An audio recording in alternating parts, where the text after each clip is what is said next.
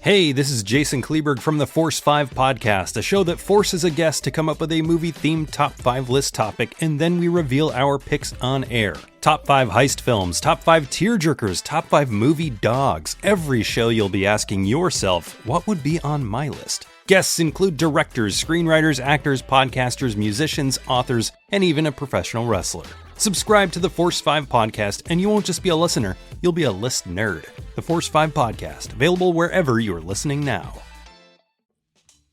Do you love movies? So do I. What's up, y'all? It's KB, and I love movies, inviting you to listen to The Conversation, a film podcast where passion meets perspective and opinion.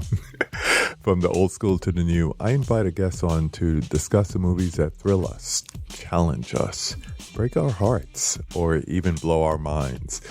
There's always new episodes dropping wherever you get your podcasts. So join the conversation. We don't just watch movies. We love talking about them too. The Conversation with KB Loves Movies, a part of Someone's Favorite Productions podcast network. Unless it were witchcraft.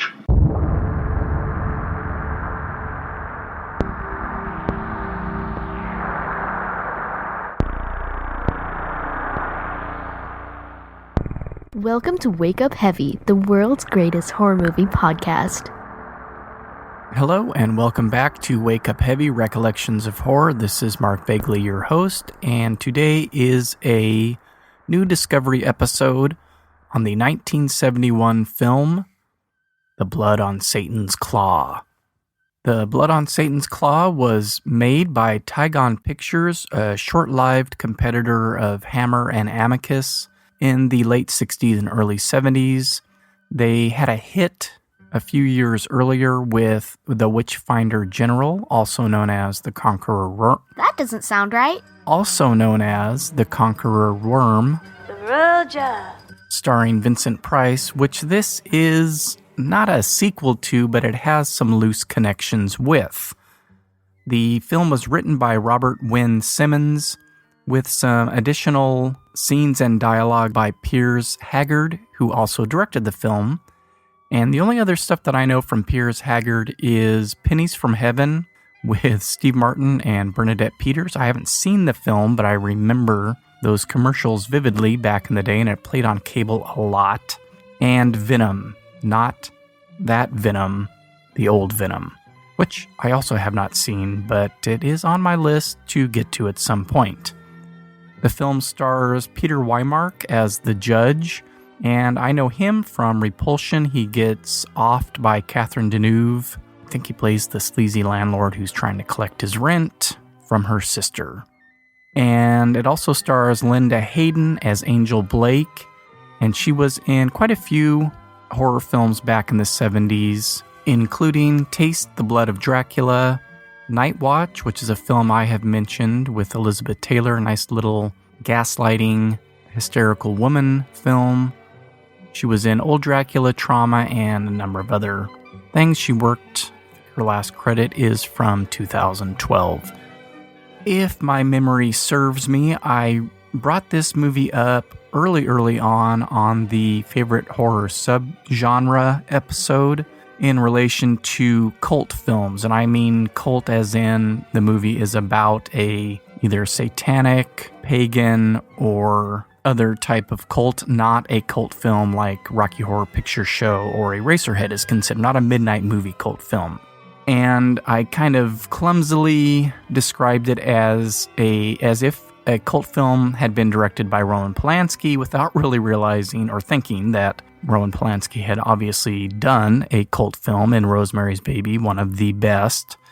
But I was thinking more along the line of folk horror as directed by Roman Polanski. The film takes place in either, depending on your source, the 1600s or the 1700s, and this is the kind of thing that I can't figure out by the clothes. It all looks the same to me. It's hundreds of years ago, back in the days when witchcraft was on everybody's mind. So it shares similarities with those witch hunter movies like Witchfinder General, which I already mentioned, and Mark of the Devil, which is particularly gruesome And I don't want to say ugly, but it's pretty nasty. It's a nasty little number. I didn't particularly enjoy that one. I haven't seen The Witchfinder General in ages, but the basic idea is that we have a magistrate of some sort who has been tasked with finding these witches. Generally, they are corrupt and use their power to satisfy their own lustful desires. And we have a little bit of a twist regarding that. Our magistrate in this movie, in Blood on Satan's Claw, the judge, played by Peter Wymark, is a little bit more sensible than Vincent Price or Herbert Lom in the movies I previously mentioned. He does not abuse his power to fulfill his own lustful needs, or wants, I should say. Not that he always makes the best choices, but he is not a nasty character. The film was originally conceived as 3 separate, loosely connected stories, and you can still feel that episodic nature. We have all of the events at the Barnum estate that opens the film. We have the local teens who are being enticed into this cult. And then we have the final showdown at the end of the film between the magistrate and the devil. The film starts with Ralph Gower, played by Barry Andrews, plowing a field for a neighbor, and he uncovers a corpse that isn't human, but has a glistening eyeball. He explains what he has found to the judge. When they return, the corpse is gone, and everyone assumes it was just an uprooted animal. While this is happening, Peter Barnum has brought his betrothed, Rosalind Barton, to his aunt, Mistress Barnum's home. But since no one is good enough for Peter, Mistress Barnum sends her up to the attic to sleep that night. They plan on meeting each other at 11, Peter and Rosalind. But before that can happen, she sees something in the attic room that scares the wits out of her. She basically goes mad. She scratches Mistress Barnum in the face. She eventually gets very ill and disappears and is never seen again. And Rosalind is taken away by the judge and his men. When this happens, Peter notices that she has very long claws on one of her hands. A short time later, he sees something pushing up a floorboard in the attic, goes to investigate, and gets scratched by this same giant claw. He then imagines that he is being strangled by the claw, which is in actuality his own hand, and he hacks it off. In the meantime, Angel Blake and a few of her friends are looking through the field where the fiend, as many of the locals are calling it, was unearthed, and she is looking for parts of the fiend. Angel and all of the other local teens are in Reverend Fallowfield's scripture class, and I like that little touch with that name, since that is exactly where the fiend was found by Ralph Gower, in a fallow field. One of the girls in class sees what Angel has found in the field and screams, and when the Reverend finally gets a hold of it, he sees that it is a large claw. Talk of witchcraft starts to overcome the town, but the sensible judge says, Witchcraft is dead and discredited.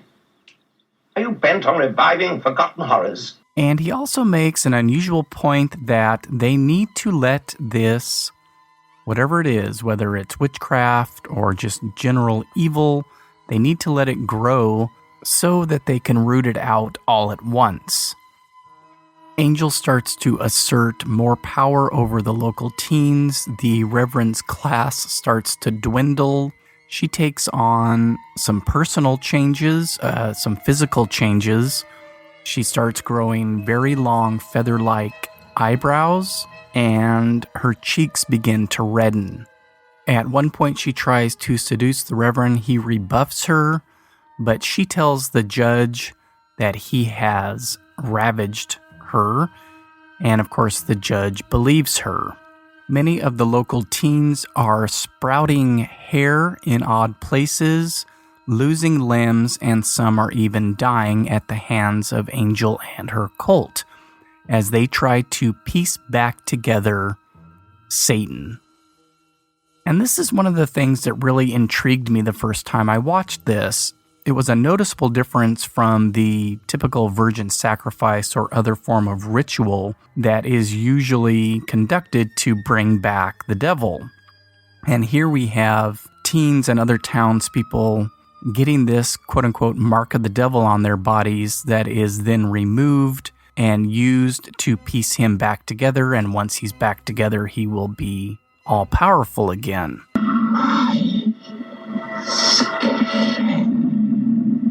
And there's only one or two scenes where we see these patches removed, and they're not particularly gory, but I guess for me, since I've had moles removed in my lifetime, it hits a little bit more of a personal chord, regardless of how realistic they may appear.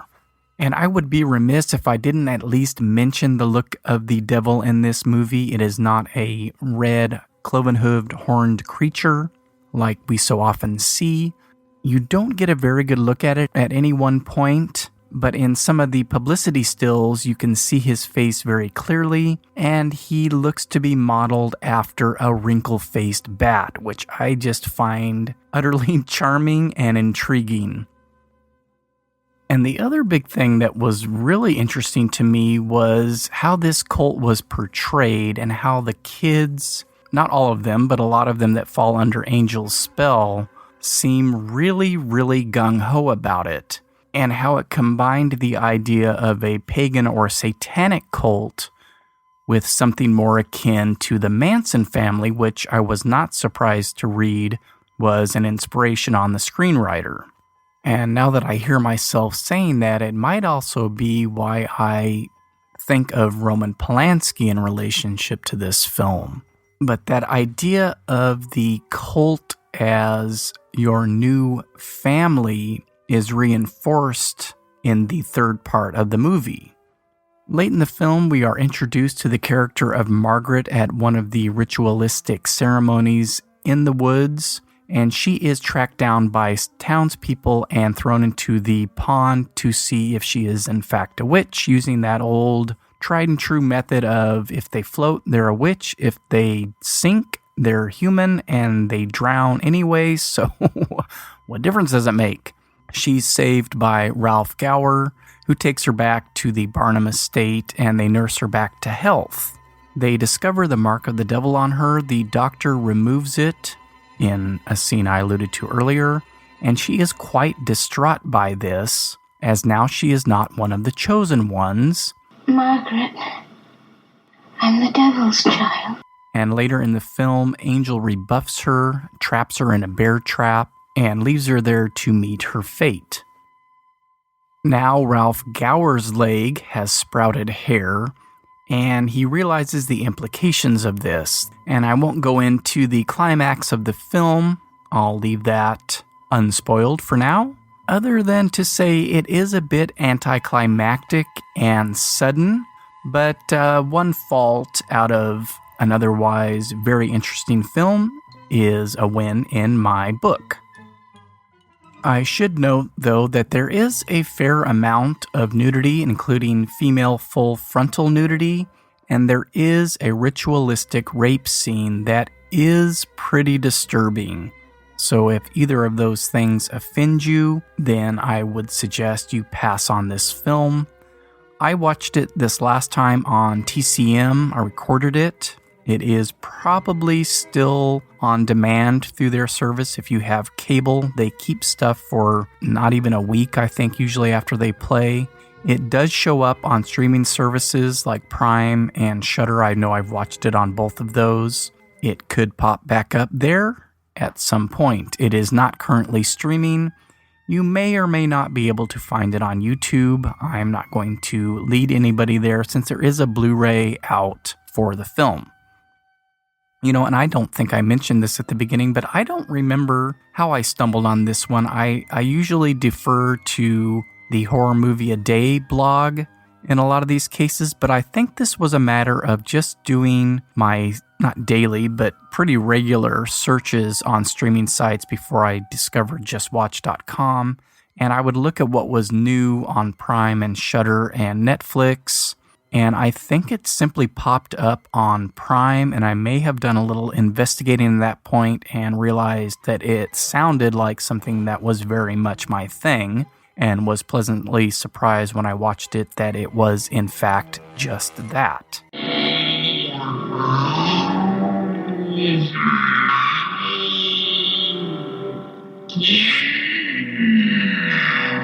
To end things here, since I managed to keep this brief for once, I'm going to include a couple of those new sections of the show that I talked about on the last episode, starting with your spooky stories. And I don't know what to call this. Heavy mailbag, dead letter department. That's been used before by other things, I'm sure. If you have an idea, please feel free to send that to me. But what I'll be doing is reading letters currently from people that are friends of the show, who have been on the show, who I know are regular listeners, and who I know personally, either at the beginning or end of episodes.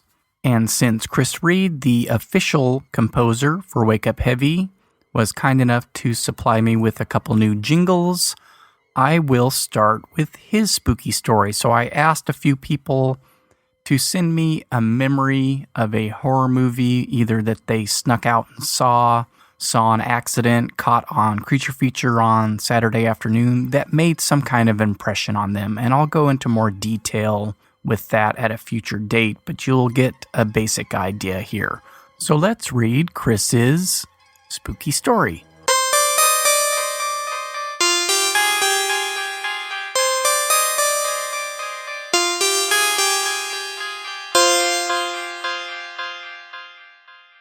And his favorite episode of Wake Up Heavy is that one where you talk about that movie. Always the smartass, Chris, I love it. I was around 12 and had a friend sleep over. After a dinner of macaroni and cheese and a nice salad, we retired to my room to watch the TV and tried to stay awake for Creature Feature. We made it to Benny Hill, checking the doorway from time to time to make sure Ma didn't catch us watching this naughty show.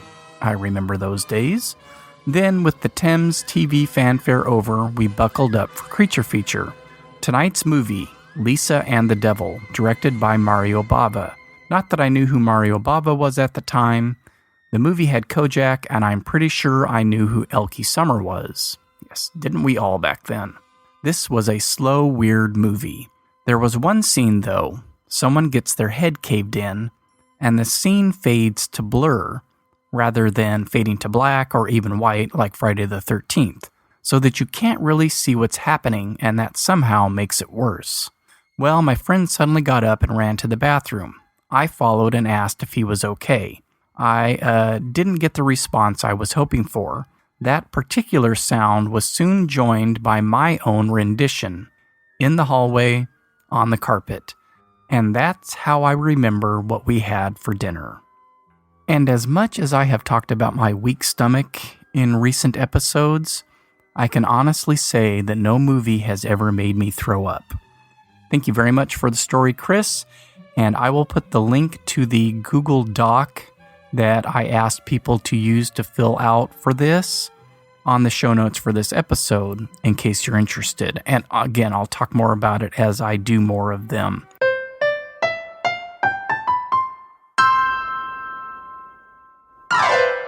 And then the other new section was my watch list, which I will call my heavy watch list, unless someone can offer up a better name. And I'm going to go, since I'm just starting this, I could go back to the beginning of the year, which I will not do because that would take an hour. I'm going to go back about a week or so here and just rattle off a number of movies that I've watched, and if I can, where you can currently catch them. So here is the heavy watch list.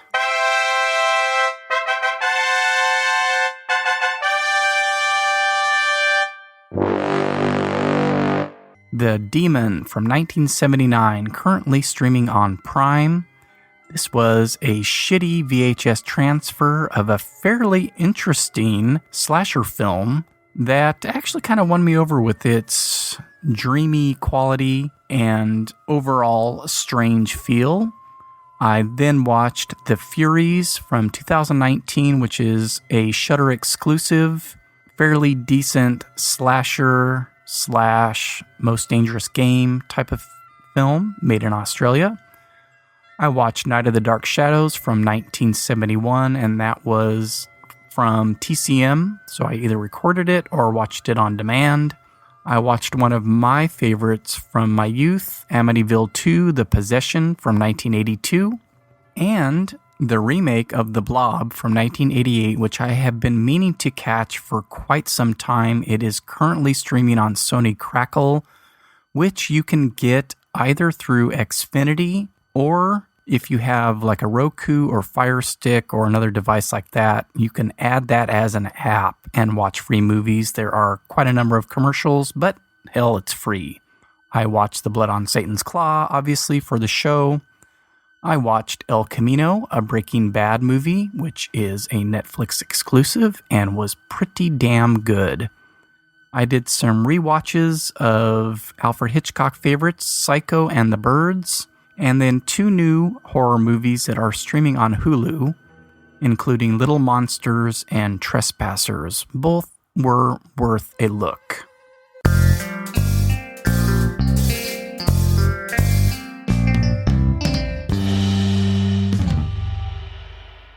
So coming up will probably be my wrap-up Stephen King episode, and then the start of the Why Do I Hate Slashers, in parentheses, I actually don't, series to round out October. Thank you so much for listening. Please rate, review, subscribe, repost, publicize, etc. Wake Up Heavy Recollections of Horror on your favorite streaming service. And don't forget, anything can happen when you wake up heavy. Ho, ho, ho, ho, ho, ho, ho.